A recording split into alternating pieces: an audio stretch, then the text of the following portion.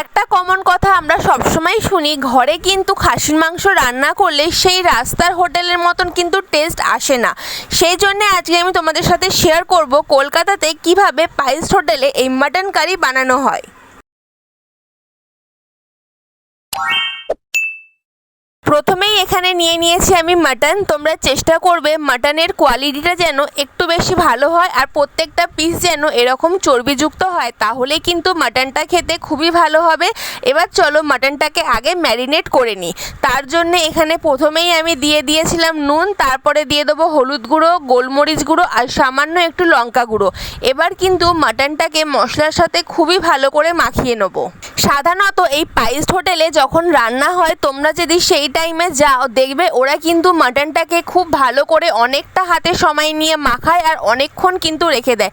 Same তোমাদেরও করতে হবে, তোমরা মাটনটা অনেকক্ষণ ধরে মাখাবে। তারপরে আমি ওপর থেকে সর্ষের তেল দিয়ে দিয়েছিলাম, এটা আমি দিতে ভুলে গিয়েছিলাম। সর্ষের তেল মাখানোর পর এটাকে আমি 1 ঘন্টার মতন রেস্টে রেখে দেবো। তারপরে নিয়েছি আমি সর্ষের তেল, তেলটাকে খুবই ভালো করে গরম করে নিয়েছি। এবার এক এক করে লাল লাল করে আলুগুলোকে ভেজে নেব আর ওপরেই দিয়ে দেবো সামান্য একটু হলুদ আর নুন।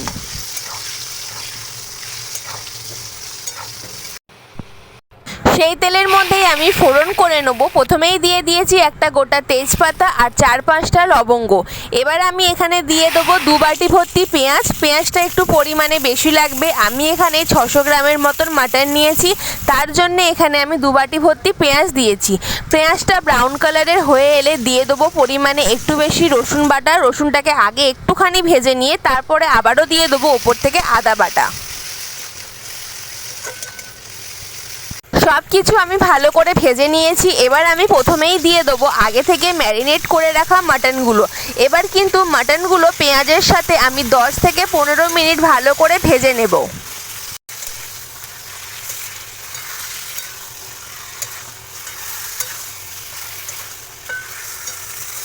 15 মিনিট ধরে মাটনটাকে ভাজার পর দেখবে আগের থেকে কিন্তু অনেকটাই মাটনের কালারটা চেঞ্জ হয়ে গেছে।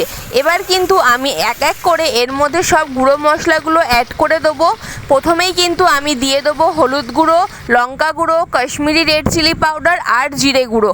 ঠিক কিন্তু আমি এইভাবে করছি, তোমরাও কিন্তু সেইভাবেই করো, তাহলেই কিন্তু দেখবে পাইস হোটেলের মতন তোমরা ঘরের মাটনেও কিন্তু টেস্ট পাবে। সামান্য একটু শিল ধোয়া জল ছিল, সেইটা অ্যাড করে এবার কিন্তু সমস্ত মশলার সাথে মাটনগুলোকে কিন্তু বেশ ভালো করে কষাতে হবে।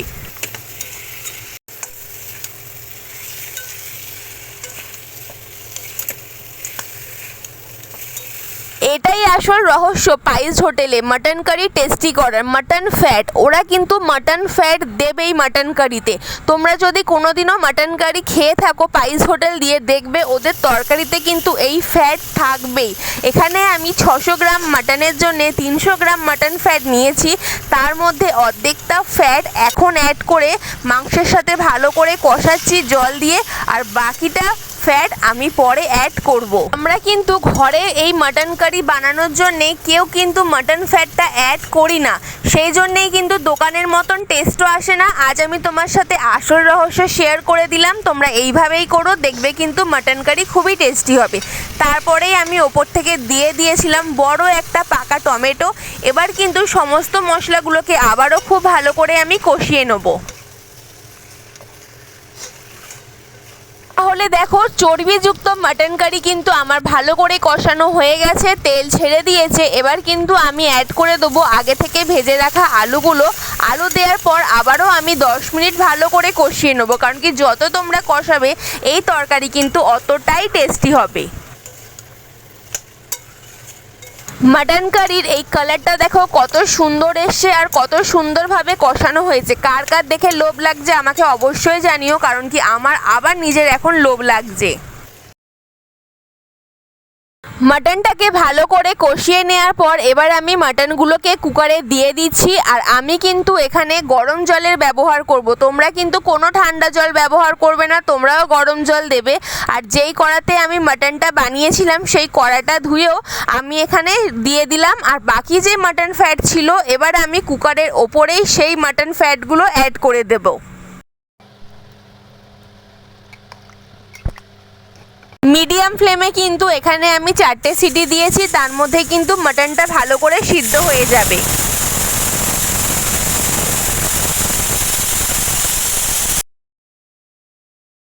ঝোলের পরিমাণটা আমি একটু বেশি রেখেছি, তোমরা তোমাদের মতন ঝোলের পরিমাণটা বাড়িয়ে কমিয়ে নেবে, কিন্তু সেটা তো পরের কথা।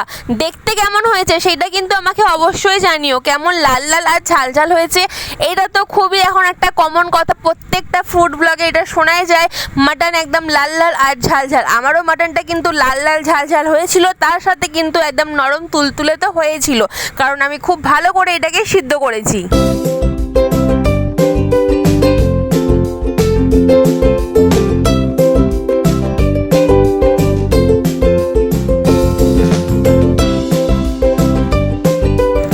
চলো আজকের ভিডিওটা তোমাদের কেমন লাগলো আমাকে অবশ্যই জানিও। ভালো লাগলে অবশ্যই লাইক কমেন্ট আর সাবস্ক্রাইব করে দিও। তোমাদের লাইক কমেন্ট আমাকে উৎসাহ করে প্রত্যেক দিন নতুন নতুন রেসিপি তোমাদের সাথে শেয়ার করতে।